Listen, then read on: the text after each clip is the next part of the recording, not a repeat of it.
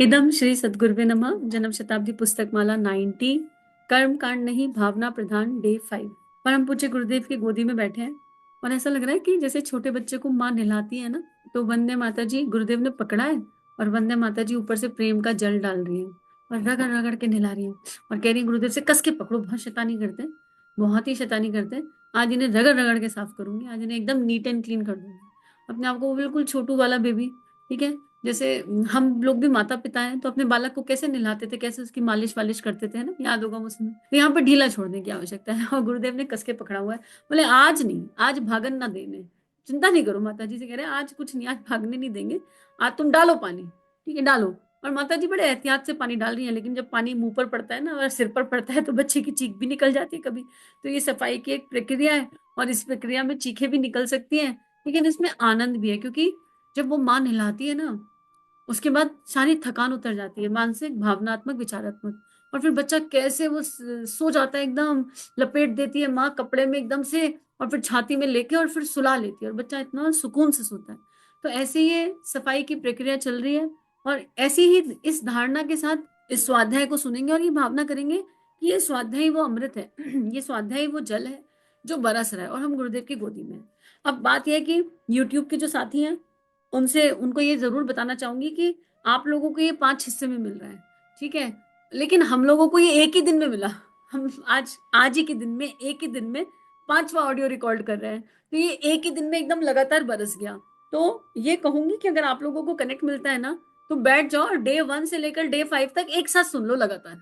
आज का जो आ रहा है वो लगातार एक साथ सुन लो, तो शायद आपको भी वो प्रेम, वो भाव, वो अनुभव हो जाए, वो गहराई।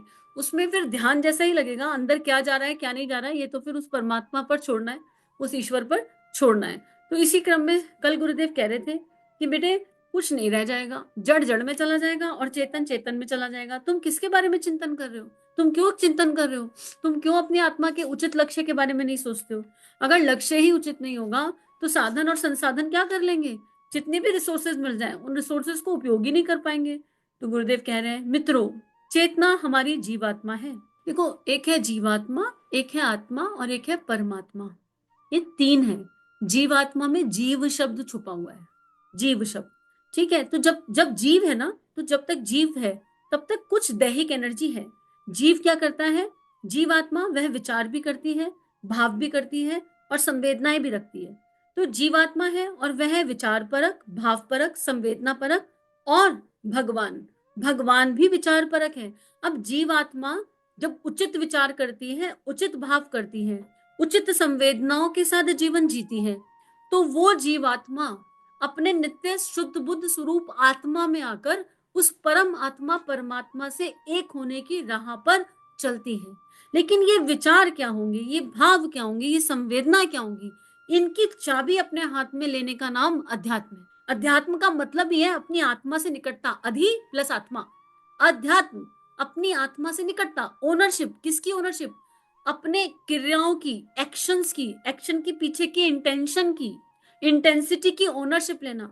गुस्सा काम का है, इस यूनिवर्स को कंट्रीब्यूट कर रही है हर एनर्जी, पर खबरदार मजाल है जो गुस्सा मुझे बनाए बताए बिना मेरे भीतर प्रवेश कर जाए।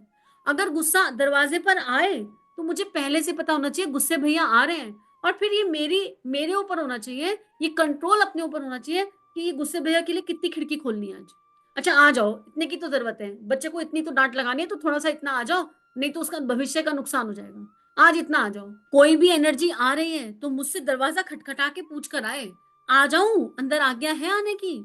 ऐसा होना चाहिए जीव को, ऐसा होना चाहिए मानव को। तो गुरुदेव यही कह रहे हैं कि बेटा दोनों की भावना और विचारना जिस दिन मिलेंगी, भगवान भी वैसा ही है, भगवान भी विचार करता है, भगवान भी भावना पर एक है और भगवान भी संवेदना परक है। पर जीवात्मा और भगवान, इन दोनों का कॉम्बिनेशन नहीं बैठ रहा, इक्वेशन नहीं बैठ रही। गुरुदेव कह रहे हैं जिस दिन ये इक्वेशन मिल जाएगी, यानी a plus B is equal to C, ऐसा भी हो सकता है आप कोई क्या a plus B is equal to A भी कर दें, तो अपनी कैलकुलेशन लगाते रहो। जब भक्त और भगवान का मिलन होता है तो एक दिव्य ऊर्जा का जन्म होता है। जैसे एक पहले पढ़ा था हमने, आत्मा और परमात्मा के मिलन संयोग में पढ़ा था और बड़ा सुंदर लगा था ये। ऐसे समझ लो कि इस चीज को जीना है ना अगर, तो कैसे जी सकते हैं। परम पूज्य गुरुदेव को ले लिया, उन्हीं का एग्जाम्पल लेते हैं, उनके जीवन से सीखा है, ठीक है, उनका जीवन देखकर जाना है और समझा है। परम पूज्य गुरुदेव 13 वर्ष की उम्र में थे 13 वर्ष की उम्र में दादा गुरुदेव आकर मिले। गुरुदेव ने कहा समर्पण समर्पण समर्पण, और उसके बाद गुरुदेव ने पीछे पलट कर नहीं देखा। समर्पण, विसर्जन और विलय हो गया, गुरु और शिष्य का मिलन हो गया। ठीक है, अब जब गुरु और शिष्य का मिलन हुआ तो क्या हुआ, गुरुदेव ही गायत्री हो गए। देह गुरुदेव की हो गई, पर उसमें काम दादा गुरुदेव और गायत्री माता करने लगे। ठीक, अब जब कोई मानव, जब कोई नर देह इस स्तर पर विसर्जन, समर्पण, विसर्जन, विलय की ऊर्जा पर जाती है, तो उसके भीतर ईश्वर का प्रेम उतर जाता है। ईश्वर क्या है? प्रेम ही परमेश्वर है। ईश्वर बस प्रेम है। कबीरदास जी ने कहा है, ढाई आखर प्रेम के पढ़े जो पंडित हुए। इतनी सारी किताबें पढ़ने की आवश्यकता नहीं पड़ती प्रेम को अनुभव करने के लिए। ये सारी किताबें प्रेम योग का दरवाजा है। प्रेम के द्वार पर आकर ये किताबें काम नहीं आती, इन्हें छोड़ना पड़ता है। उद्धव के पास सब कुछ था, उद्धव बिल्कुल कृष्ण स्वरूप थे, लेकिन एक ऐसा टाइम आया जब उन्हें गोपियों के पास जाना पड़ा, सारी किताबें छूट गई, गोपी भाव अपनाना पड़ा, एकदम जीना पड़ा, बिल्कुल हाई एंड पर जीना पड़ा। तब बात समझ में आई, गोपियां कौन है। आप हम लोग गुरु कृपा से गर्ग संहिता पढ़ रहे हैं। गर्ग संहिता में आता है कि हजारों जन्म के, करोड़ों करोड़ों, 10-10, 20-20 हजार, 50-50 हजार साल तपस्या करने वाले यति, योगी, तपस्वी, मुनि, ऋषि, ये भगवान से रो रो कर प्रार्थना कर रहे हैं, सब कुछ प्राप्त होकर भी प्रार्थना कर रहे हैं कि हमें ना गोपी भाव जीना है, हमें हमें परमात्मा के साथ वो एकत्व जीना है जो ये वृंदावन की गोपियां जीती हैं। और भगवान कह रहे हैं कि अभी तो आपको इसके लिए इतनी तपस्या और करनी पड़ेगी। इतना उच्चतम भाव है गोपी भाव, इतनी दिव्यता है उस गोपी भाव में, और वो ऋषि तपस्या पे तपस्या करते जा रहे हैं, हमें बस भगवान को गोपी बना लो। तो गुरुदेव हमें वो प्रेम ही समझा रहे हैं, उस प्रेम की तरफ ही ले जा रहे हैं। तो गुरुदेव कह रहे हैं कि जैसे गुरुदेव के अंदर आ गए, तो जब ऐसी आत्माओं के अंदर बहुत प्रेम भर जाता है, क्योंकि उनके पास भगवान ही हो जाता है पूरा के पूरी तरह, गायत्री माता गुरुदेव में मैनिफेस्ट हो गई। अब यहाँ पर क्या होता है, वो प्रेम अगर अपने साथ रह जाए तो एकाकी प्रेम आनंद की तरफ ले जाता है, और ऐसे लोग फिर या तो हिमालय में चले जाएंगे, उनके बारे में पता ही नहीं होगा, वो सूक्ष्म से जो भगवान काम कराएंगे वो करते रहेंगे। ये निर्णय ईश्वर का होता है, ये निर्णय ईश्वर का होगा कि किस देह से, किस यंत्र से क्या काम कराना है। जैसे महर्षि अरविंद पहले क्रांतिकारी थे, फिर उन्हें सूक्ष्मीकरण साधना में शिफ्ट कर दिया गया। तो निर्णय किसका था? भगवान श्री कृष्ण का था। भगवान महर्षि अरविंद को जेल में भगवान श्री कृष्ण के दर्शन हुए थे, और उन्होंने कहा था कि जाओ अब तुम्हें साधना करनी है सूक्ष्मीकरण। एक बार महर्षि अरविंद ने सोचा भी कि मेरे इतने सारे साथियों का क्या होगा, तो मुस्कुराकर कृष्ण, भगवान श्री कृष्ण ने कहा कि उनका क्या होगा, उनको तुम चला रहे थे क्या? उनको मैं चला रहा था, मैं देख लूंगा, जो मैं कर रहा था मैं ही संभालूंगा। ऐसे ही हमारे गुरुदेव है, सारी इतनी बड़ी योजना, युग निर्माण योजना है, फैली हुई है। दादा गुरुदेव ने कहा कम टू हिमालय, सारी रिस्पॉन्सिबिलिटी नीचे छोड़ी जैसे जैसे दादा गुरुदेव ने बताई, और बिल्कुल अकर्ता भाव में, निष्काम भाव में, बिना ओनरशिप की टेंशन, बिना ये टेंशन लिए कि इस काम का क्या होगा, सीधा अज्ञातवास के लिए निकल गए। एक बार भी नहीं सोचा कि इतना बड़ा परिवार खड़ा है, इतना बड़ा युग निर्माण खड़ा है, इसका क्या होगा। हमको तो कहीं थोड़ा सा काम मिल जाए, हम कहीं मान लो अपने घर में सत्संग का अरेंजमेंट करें, और हमारे घर में 50-100 लोग हर हफ्ते आने लगे सत्संग के लिए। अब सत्संग चलते चलते 2 साल हो गए, 3 साल हो गए, 4 साल हो गए, अचानक ऊपर से ऑर्डर आए, अब तुम यहाँ से निकल जाओ, सत्संग बंद। तो हम कहेंगे हाँ, ये सत्संग कौन चलाएगा, जैसे कि 4 साल से हम चला रहे थे। हम ये भूल जाते हैं, हम ओनर ओनर बन जाते हैं, तुरंत ओनरशिप हो जाती है। और ये घटना ना घटित हुई भी है। जेएसपीएम शुरू के 1 to 56 रिकॉर्ड हुए, गुरुदेव की प्रेरणा से रिकॉर्ड हुए, एकदम गुरुदेव ही थे, गुरुदेव का ही डंडा था, यही पढ़ना है, यही पढ़ना है। उसके बाद 1.5 साल या 1.25 साल का ब्रेक लगा स्वाध्याय में जेएसपीएम के। तो मन में ये 2-3 बार आया, गुरुदेव जेएसपीएम कब कराओगे। जितनी बार आया उतनी बार लगा अरे जिसने जिसने करना है, जिसने सोचा है वो करा लेगा ना। और वो उनके पास मल्टीपल ध्येय है भाई, मैं एक अकेली ध्येय ये रह गई क्या, उनको करना है, उनको जीना है, वो किसी भी ध्येय से करें, क्या अंतर पड़ता है। मतलब इस बात से है कि जेएसपीएम 100 हो जानी चाहिए। तो अब ये भाव बार बार आया, एक बार आया, 2 बार आया, 4 बार आया, तो अहम दिखा, अहम से ज्यादा चाह दिखी कि हाय गुरुदेव एक ही तो काम मिला था ढंग का, वो तो करा लो, कुछ तो करा लो, बाकी तो ये देह जाने क्या क्या खेल खेलती रहती है दिन भर में।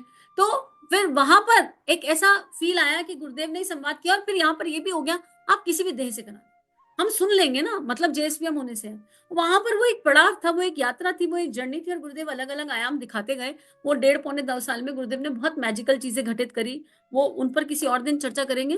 पर बात यहाँ पर यही है कि जब भगवान का प्रेम इतना भीतर बस जाता है, तो भगवान अब क्या करता है, भगवान कहता है कि इस प्रेम को मुझे बांटना है। कबीर में वो प्रेम था, मीरा में वो प्रेम था, ठाकुर रामकृष्ण परमहंस में वो प्रेम था, संत तुलसीदास में वो प्रेम था, परम पूज्य गुरुदेव में वो प्रेम था, और ये था सारे हैं उनमें है, सब में वो प्रेम था।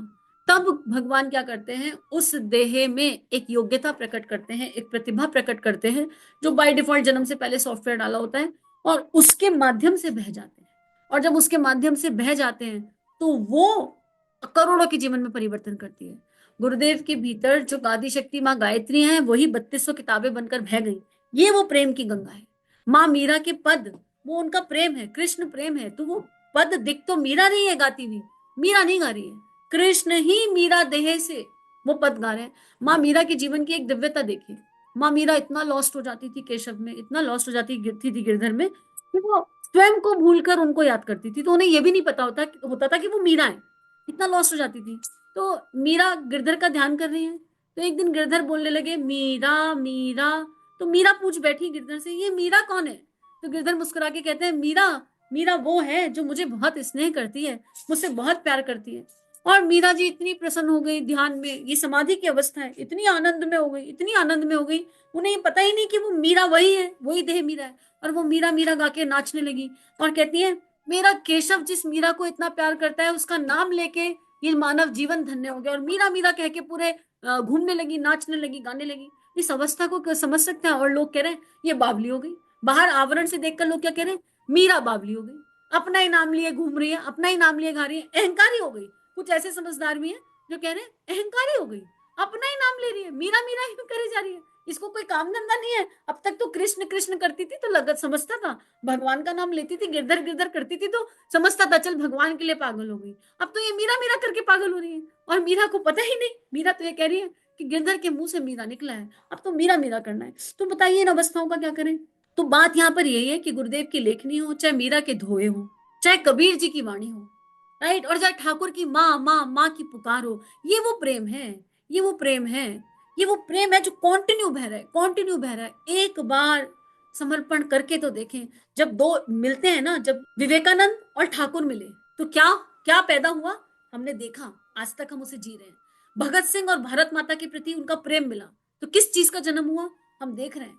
परम पूज्य गुरुदेव का दादा गुरुदेव से प्रेम हुआ, तो क्या हुआ, तो जब ये जीवात्मा जीव भाव को भुला देती है, नाम भाव को भुला देती है, देह भाव को भुला देती है, और केवल उस प्रेम भाव को याद रखती है, उस इष्ट को याद रखती है, उस परमात्मा को याद रखती है, तो जिस तीसरी चीज का जन्म होता है, वो तीसरी चीज करोड़ों के अंतःकरण को स्पर्श कर जाती है, करोड़ों के भीतर की भाव संवेदनाएं जागृत करने की शक्ति रखती है। इसमें कोई संशय नहीं है। और इसलिए हमको भक्तों की वाणी सुननी चाहिए, भक्तों के चिंतन करने चाहिए, ऋषियों की वाणी सुननी चाहिए, उनको पढ़ना चाहिए, उनको समझना चाहिए। प्रामाणिक भक्त, प्रामाणिक भक्त। अरे तुलसीदास जी ने क्या समर्पण जिया होगा कि श्री रामचरितमानस को धर्म ग्रंथ में बैठा दिया गया। अर्जुन ने क्या ही समर्पण किया होगा कि भगवान श्री कृष्ण को कुरुक्षेत्र जैसी भूमि में, कोलाहल में अपना विराट रूप दिखाना पड़ा। विचार करके देखने की बात है, सोचने की बात है। पर जब दो मिलते हैं, जब दो मिलकर एक हो जाते हैं, तो उस तीसरे के जन्म की बात आती है, जिस तीसरे के जन्म के बाद गुरुदेव कह रहे हैं, उस दिन आपको भगवान के मिलने का आनंद आ जाएगा। जब आपकी भावनाएं, आपकी विचारणाएं आपके भगवान से मिलेंगी, तो आपको आनंद आ जाएगा, आपको साक्षात्कार का आनंद मिल जाएगा, युग निर्माण का साक्षात्कार मिल जाएगा। जब आप मैटर को मैटर से पकड़ने की कोशिश करेंगे, उस दिन आपको अज्ञान में भटकने वाले वाले लोगों में भी आपका नाम भी लिखा जा सकता है। देखो कितना दिव्य है। उस दिन तक अज्ञान में भटकने वाले लोगों में आपका भी नाम लिखा जा सकता है। अज्ञान में भटकने वाले लोग वह हैं जो आंखों के द्वारा मिट्टी से बने हुए शरीरों को देखने के बारे में ख्वाब देखते रहते हैं कि भगवान जी का साक्षात्कार होगा। बहुत गहरी बात है, इस बात पे कल चिंतन करेंगे, क्योंकि ये जो मैटर वाली बात गुरुदेव ने कही ना, ये एक और आयाम है, एक और बहुत खूबसूरत और बहुत दिव्य आयाम है। गुरुदेव की लेखनी में ये जादू है। इन ऐसी भावनाओं को कोई शब्द दे सकता है तो वो मेरे गुरु हैं। गुरुदेव को उपासना समर्पण योग में पढ़ाना तो अश्रु पूरित हो गया मन, इतने अश्रु गिरे, सुनकर देखिए।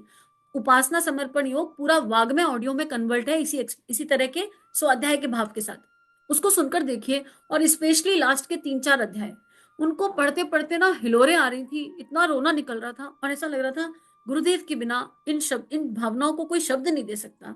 धन्य है महाकाल, धन्य है महाकाल, जो हमारे जैसे बच्चों के लिए इतनी उच्चतम आयाम की बातों को इस वाणी में पिरोकर चले गए। तो इसके आगे का जब गुरुदेव पढ़वाएंगे तब पढ़ेंगे। फिलहाल जितना मिला उसमें डूब जाते हैं। एकदम श्री सद्गुरुवे नमः। सभी ध्यान रखिए अपना, और ध्यान करते रहिए। और फिर कहूंगी कि हम लोग जब समूह के साथ कर रहे थे लाइव, तो हम सबके पास ये पांचों एक साथ आए, तो ना एक साथ आए तो अंदर क्या हुआ होगा, क्या हुआ या क्या हो रहा है नहीं बताया जा सकता। तो आज ये डे 5 आपके सामने आया है, आप डे 1 टू डे 5 समय निकालकर एक गो में सुन लीजिए, कुछ तो अंदर घटित होगा। बस इसी भाव के साथ सभी अपना ध्यान रखिए। सभी को ढेर सारा प्रेम, गुरुदेव माँ का अनन्य अनन्य प्रेम। 21वीं सदी उज्जवल भविष्य, जन जन में देवत्व का जागरण, आत्म सुधार समाज की सबसे बड़ी सेवा, अपना दीपक आप बनो। जी हाँ, ये सारी बातें हमें सिखाई आचार्य पंडित श्री राम शर्मा ने। परम पूज्य गुरुदेव की लेखनी ने इस जीवन को एक नई राह दी, आनंद दिया, और अब उनकी लेखनी को जन जन तक ले जाना यही मात्र एक उद्देश्य है। इसमें आपकी सहायता की आवश्यकता। आइए इस लेखनी को विश्वव्यापी बनाएं, जन जन तक इसको लेकर जाएं। चैनल को लाइक कीजिए, सब्सक्राइब कीजिए और सभी से शेयर कीजिए। इदम श्री सद्गुरुवे नमः।